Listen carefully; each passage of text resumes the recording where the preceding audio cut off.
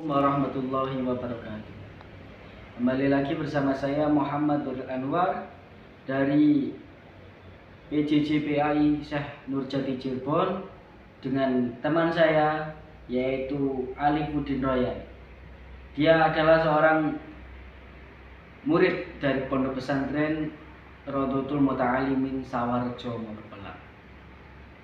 Kemudian di sini saya akan bertanya kepada saudara Ali tentang peran penting pendidikan agama Islam. Apakah peran penting pendidikan Islam itu bisa dijawab oleh saudara Ali? Baik, untuk pertanyaan tadi, apakah saudara Ali bisa menjawab tentang pertanyaan tadi? Bisa. Nah, apa? Baik, saya akan menjawab. PAI memiliki potensi untuk membantu dalam memperkokoh demokrasi dengan membantu dalam proses pemilihan, pemantauan, dan pengiriman informasi. Namun perlu diperhatikan bagaimana PAI dapat menjadi alat yang dikendalikan oleh pemangku kepentingan dan penggunanya untuk memperkokoh demokrasi. Kemudian untuk pertanyaan yang kedua adalah dampak pendidikan agama Islam pada demokrasi. Baik, saya akan menjawab. Penggunaan PAI yang tidak adil dan transparan dapat mengarah pada penyalah dan penipisan informasi yang tidak akurat, yang pada gilirannya dapat mengancam demokrasi. Oleh karena itu, penting bagi pengguna PAI dan pembuat PAI untuk memastikan bahwa sistem mereka menjaga keadilan dan transparan dalam penggunaan PAI. Untuk pertanyaan yang ketiga adalah tentang kesejahteraan pendidikan agama Islam dan demokrasi. Baik, saya akan menjawab.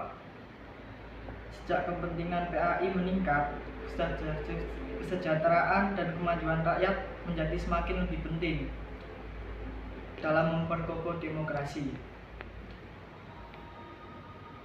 Pemerintah dan pemangku kepentingan harus memastikan bahwa kesejahteraan dan kemajuan rakyat dijaga dengan memastikan akses yang adil ke pendidikan, pekerjaan, kesehatan, dan kebebasan berpendapat dalam demokrasi. Kemudian pertanyaan yang keempat adalah kompatibilitas Islam dengan demokrasi. Baik, saya akan menjawab. Islam dan demokrasi dapat bereksistensi dan berkelanjutan dalam satu sistem yang menjaga keadilan sosial dan politik. Para pemikir Muslim di Indonesia seperti Gus Dur dan Nurholis Majid menunjukkan bahwa Islam dan demokrasi kompatibel dan memiliki kompatibilitas yang baik.